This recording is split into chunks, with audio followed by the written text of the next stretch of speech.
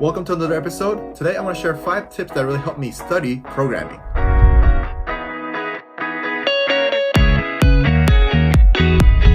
First, the learning curve. At the beginning, you might not understand a bunch of the concepts that are new to you. You might feel frustrated and struggling to just keep up with the pace of the class. But the thing is, this happens to everyone. But the pace in which they pick up the new concepts kind of depends on the person. At one point, it will start to click and you'll start to understand why these concepts work together and how they're functioning as a whole piece.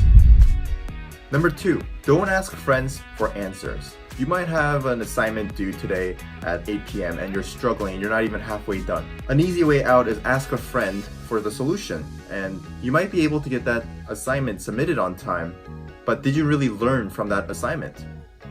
The next time you have another assignment and you're struggling, it's most likely that you'll ask for help from another friend. Find an easy way out. A better way is to, instead of asking for answers or actual code, ask for subtle hints. It's most likely that your friends or peers already gone through that step where they had that kind of the same issue or problem. Ask for what to search, like what kind of terms that you should search on Google for help.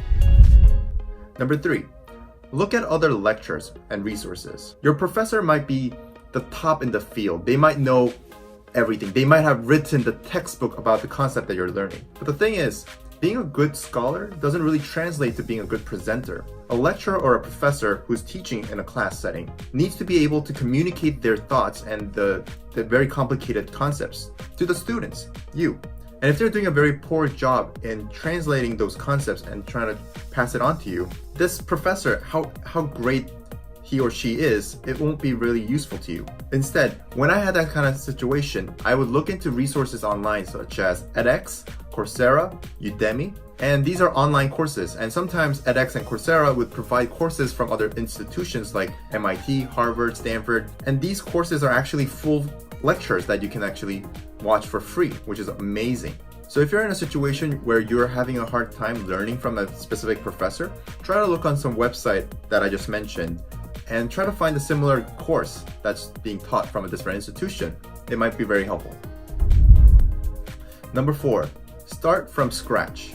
Now, when I say start from scratch, I mean actually delete everything that you've written. Maybe don't delete, maybe back it up somewhere, just in case.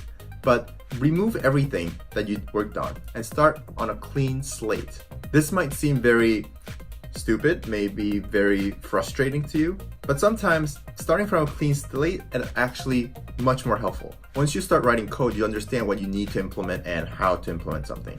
But starting from scratch, you're able to understand what variables you do need and you don't actually need. And you can make better code, better functions. You can break down functions into cleaner formats. Additionally, this is, I think, the most important part, is that in the beginning of the process, when you didn't actually understand what the outcome would look like of your code, you might have made a very bad architectural decision early on that you didn't even realize that was a bad decision. You can go back and try to re-implement the same function and you'll understand, oh, maybe this might have not been a better idea. Like maybe I shouldn't have done this, but maybe I should have done that. And you can start working from a new branch of code and you might be able to make a working program with less code and very clean formats, following good conventions. Number 5, using a good IDE or code editor. Using the right IDE or code editor will help you improve your efficiency in writing code so much. For example, I use IntelliJ's IDE and VS Code as my code editor. Some of the IDEs also do syntax hinting. It will tell you what functions this object has and even tells you what kind of parameters it requires and which are optional. It's very unnecessary to understand every single function and how it operates. And these IDEs are very helpful because it tells you what it can do and what it requires to perform that function. These were a few of the tips that I acquired while I was studying programming. I wish these tips could be helpful. I mean, some might be very obvious to you, some might not be. If you have any other tips, please leave in the comments below. If there's any topics that you want me to talk about, also leave that in the comments below. Like and subscribe, and I'll see you in the next video. Thanks.